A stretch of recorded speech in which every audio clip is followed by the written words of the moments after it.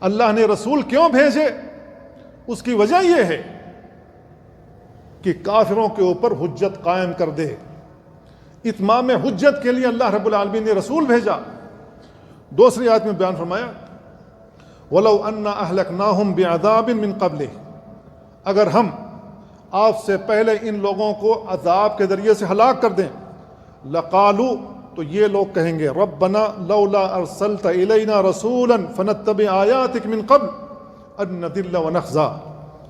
تو یہ لوگ کہتے کہ اے ہمارے رب، آپ نے ہماری جانب رسول کیوں نہیں بھیجا؟ اگر رسول بھیجا ہوتا تو ہم آپ کی آیتوں کی اتباع کرتے، پیروی کرتے، قبل اس کے کہ ہمیں رسوائی نصیب ہوتی. رسوائی ہمیں حاصل ہونے سے پہلے ہم رسولوں کی اتباع کر لیتے.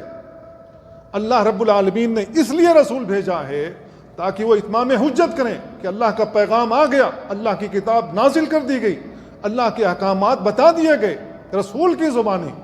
اگر اللہ رب العالمین کے احکامات ماننے سے روگردانی کرو گے تو جان لو کہ اللہ رب العالمین تمہیں ہلاک کرے گا، بری موت دے گا. پھر اللہ رب العالمین سے فریاد کرو گے، تمہاری فریاد نہیں سنی جائے گی. اللہ رب العالمین نے کہا وَمَا كُنَّا مُعَذِّبِينَ حَتَّى نَبْعَثَ رَسُولًا، ہم کسی قوم کو عذاب میں مبتلا نہیں کرتے جب تک کہ اس میں رسول بھیج کر اتمام حجت نہ کر لیں. اللہ رب العالمین کسی قوم کو عذاب نہیں دیتا ہے جب تک کہ رسول نہ بھیج دے. اور رسول کا کام تبلیغ ہوتا ہے، دین کی دعوت دینا ہوتا ہے، لوگوں کو سمجھانا ہوتا ہے، تاریکیوں سے نکال کر روشنی کی طرف لانا ہوتا ہے.